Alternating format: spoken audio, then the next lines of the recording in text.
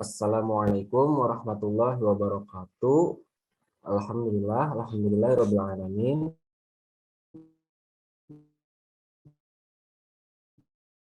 Wa bihi wa ala asrofil mursalin wa ala alihi wa sahbihi ajma'in amma ba'du. Yang saya hormati Ibu Wina Andini selaku dosen pengampu mata kuliah pengantar psikologi dan teman-teman semua yang saya banggakan. Kami dari kelompok 1 pengantar psikologi akan menjelaskan tentang persepsi. Sebelumnya, izin memperkenalkan diri, nama saya Nabil Ridwan Maulana Iskandar Putra dengan 3 digit NIM terakhir 145.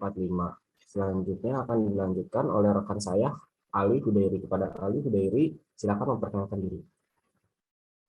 Izin memperkenalkan diri, nama saya Ali Hudairi Ibrahim, 3 digit NIM terakhir 126. Selanjutnya boleh dilanjut sama Anissa. Jadi, dengan 3 digit NIM terakhir 119.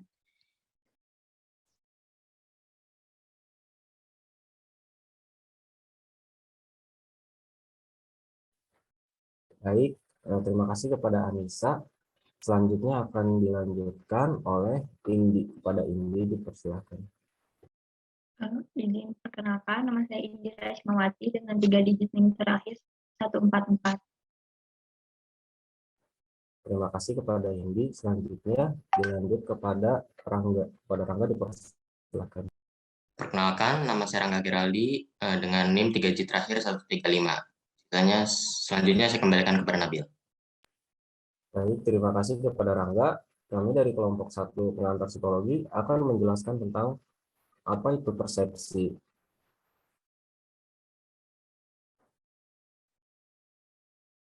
Yang pertama ada pengertian persepsi yang akan dibacakan oleh Anissa Nurramadianti. Kepada Anissa, waktu dan layar saya persilahkan. Terima kasih. Yang pertama ada pengertian dari persepsi. Persepsi merupakan sebuah kata dalam bahasa Indonesia yang merupakan istilah serapan dari bahasa Inggris, yaitu perception. Kata perception sendiri berasal dari bahasa Latin, percepto dan percipio, yang berarti pengaturan identifikasi dan penerjemahan dari informasi yang diterima melalui panca indera manusia dengan tujuan untuk mendapatkan pengertian dan pemahaman akan lingkungan sekitar. Selanjutnya, persepsi menurut Bimo Walgito mendefinisikan bahwa persepsi merupakan proses diterimanya stimulus oleh individu melalui alat indera atau juga disebut dengan sensoris.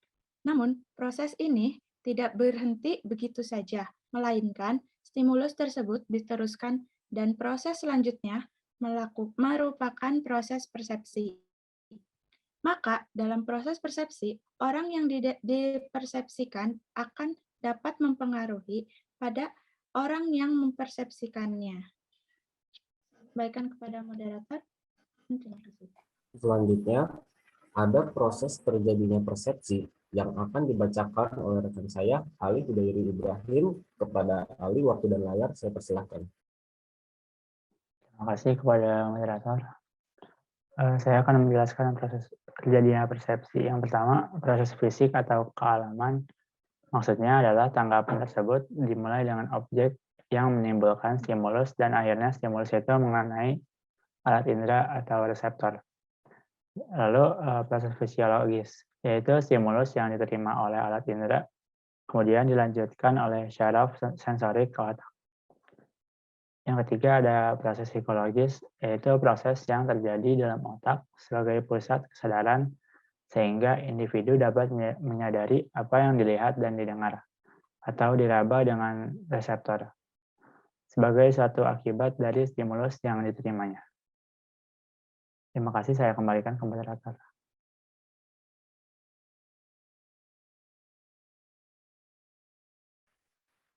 Baik, di sini ada pernyataan dari Bimo Walgito yang akan dijelaskan oleh Rangga Geraldi. Kepada Rangga, waktu dan layar saya persilahkan. Proses terjadinya persepsi dimulai dari adanya objek yang menimbulkan stimulus dan stimulus mengenai alat indera.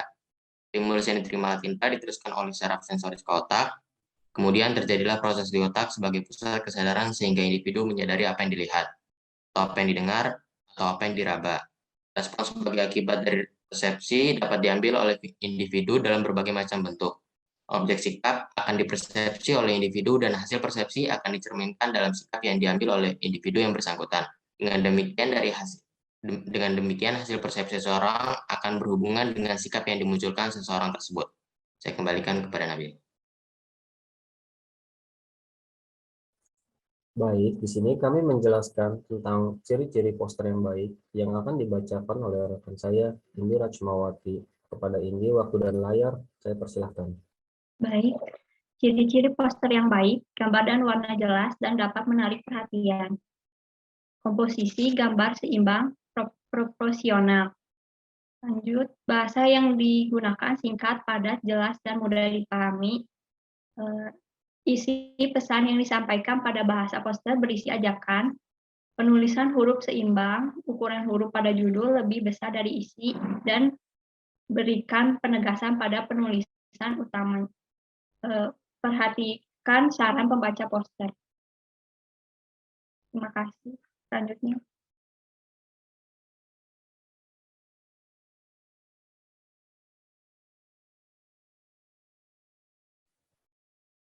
Baik, dari poster yang kami buat ini memiliki tujuan, dan tujuan tersebut akan dibacakan oleh saya sendiri. Jadi, poster ini bertujuan untuk menjelaskan kepada masyarakat apa itu persepsi dan apa yang mempengaruhinya, dan menyadarkan bahwa persepsi ada di sekeliling kita.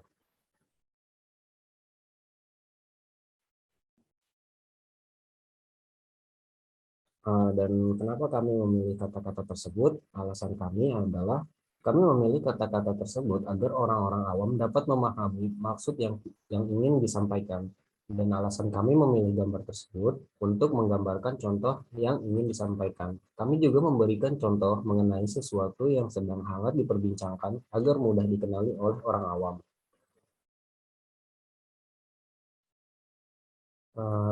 Baik, sekian dan terima kasih. Kami dari kelompok 1 izin undur diri.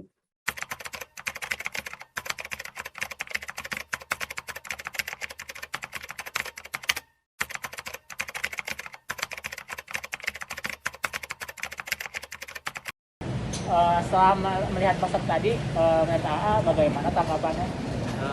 Posternya udah menarik, cuman ada beberapa kata yang kurang dimengerti. Menurut AA, bagaimana saran terhadap poster tersebut? Apakah ada? Udah. Kalau dari skala 1 sampai 10, menurut AA poster tadi itu nilainya berapa? 8 aja, karena ada salah satu kata yang tidak dimengerti dan dipahami. Ya, baik, terima kasih ya. Setelah melihat poster tadi, menurut AA, bagaimana tanggapannya? Tidak ada tanggapan sih, udah cukup, cuman bahasanya kurang dimengerti aja. Oh, iya. Kalau boleh tahu, ada saran nggak buat posternya ini? Saran saya sih warnanya agak diserahin sedikit, agak berwarna gitu. Oh, iya. Kalau dari skala 1 sampai 10, menurut AA nilainya berapa ya kalau boleh tahu? 8/10 ya. Kalau boleh tahu kenapa ngasihnya 8? Karena ya itu emang keseluruhan udah bagus, cuman bahasanya saya kurang mengerti, saya orang bodoh gitu. Ya, terima kasih.